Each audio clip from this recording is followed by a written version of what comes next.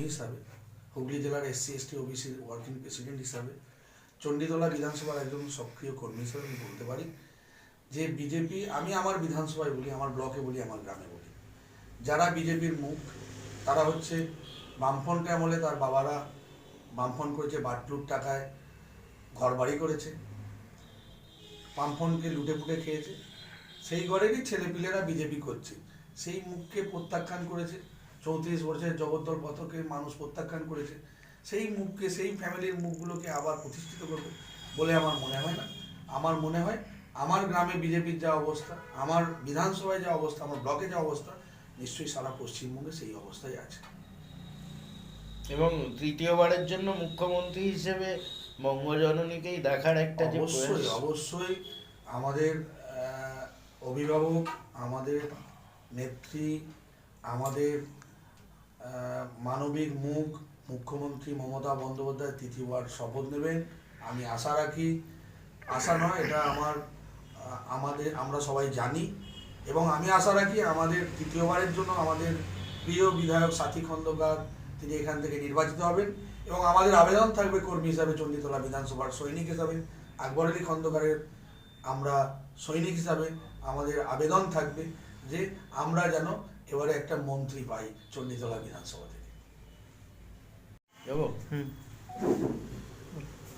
হ্যাঁ, সুরজিৎ বাবু, কি কারণে আজকে এই সাংবাদিক সম্মেলন? আজকে সাংবাদিক সম্মেলন করার উদ্দেশ্য হচ্ছে একটাই, 21-এর আলোয় একটি অনুষ্ঠানে আজকে আমাকে ফেসবুক লাইভ করার জন্য আমন্ত্রণ জানিয়েছিল। সেই কারণে আজকে এই সাংবাদিক সম্মেলন। তারা কিছু প্রশ্ন আমাকে করেছে, তার উত্তর দেওয়ার জন্য আজকে আমি তাদের সম্মুখীন হয়েছিলাম। 21-এর আলো যে অনুষ্ঠানটা করছে, বিশেষত আমাকে SC ST OBC নিয়ে প্রশ্ন করা হয়েছে। বাংলার মানবিক মুখ্যমন্ত্রী, তার মানবিক যে প্রকল্পগুলো সেইগুলো নিয়ে আলোচনা হয়েছে। এর পাশাপাশি এই যে বিভিন্ন সময় দেখা যাচ্ছে, কালকেও দলের তরফে, যুবর তরফ এবং মাদার উভয় পক্ষে একটা র্যালি হয়েছিল, কিন্তু সেই র্যালিতে যেন পর্যাপ্ত পরিমাণ কর্মী সমর্থককে দেখা গেল না। কি বলবেন? এটা ঠিক নয়। এখন আমাদের তো সারা বিধানসভায় কর্মসূচি ছিল কালকে। চণ্ডীতলা 1 নম্বরে একটা সাইকেল র্যালি ছিল, চণ্ডীতলা 2 নম্বরে একটা সাইকেল র্যালি ছিল, ডানকুনিতে বিজয় সম্মেলনী ছিল। আমরা যদি চণ্ডীতলা বিধানসভায় একটা র্যালি করতাম তাহলে প্রচুর কর্মী আসতো।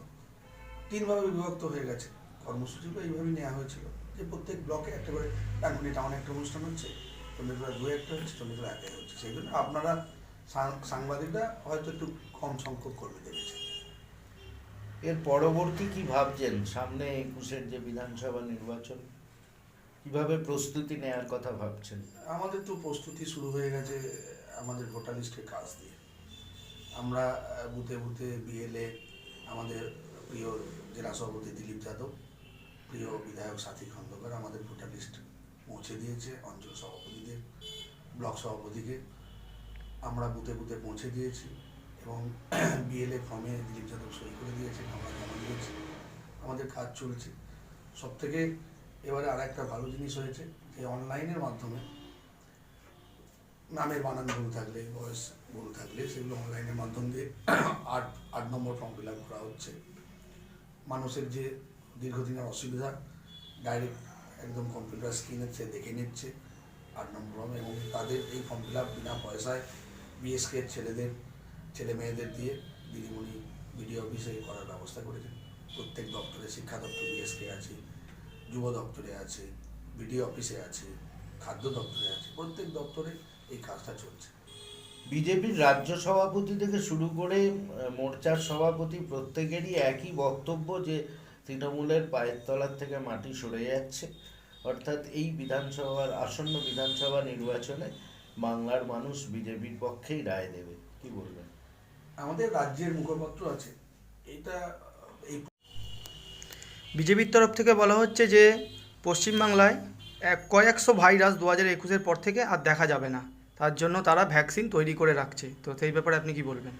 বিজেপি তো ঠিকই বলেছে, ভারতবর্ষে যদি ভ্যাকসিন চালু হয় উত্তরপ্রদেশে, আমরা পশ্চিমবঙ্গের মানুষ করোনা ভাইরাসের ভ্যাকসিন পাবো, ভাইরাস তো চলে যাবে। করোনা ভাইরাসের কথাই বলেছে হয়তো। বিজেপি গভর্নমেন্টে আছে, তারা তো আগে জানবে ভারতবর্ষের গভর্নমেন্টে তারা আছে, ভারতবর্ষে কবে ভ্যাকসিন আছে বিজেপি জানবে, তারপরে আমরা পশ্চিমবঙ্গে জানবো কবে ভ্যাকসিন দেওয়া হবে। ভারতবর্ষ থেকে করোনা ভাইরাস চলে গেলে পশ্চিমবঙ্গ থেকেও করোনা ভাইরাস চলে যাবে, এটা আশা রাখা যায়। বিজেপির রাজ্য সভাপতি বলছেন 2021-এ তৃণমূলকে আর খুঁজে পাওয়া যাবে না। উনি তো অনেক সময় অনেক কথা বলেন, সে বলছেন যে গোমূত্র থেকে সোনা পাওয়া যাচ্ছে। ওকে দিলীপ ঘোষকে এখন আমার মনে হয় যে দিলীপ ঘোষের কথাটা এখন পশ্চিমবঙ্গের মানুষ এইভাবে নেয় না। ওই যে বাচ্চারা যে কার্টুন দেখছে না, আমার মেয়ে তো কার্টুন দেখতে দেখতে খায়, এখন দিলীপ ঘোষকে দেখেও আমার মেয়ে এখন খেতে শুরু করেছে কার্টুনের মতো, ভাবছে দিলীপ ঘোষ একটা কার্টুনের চরিত্র।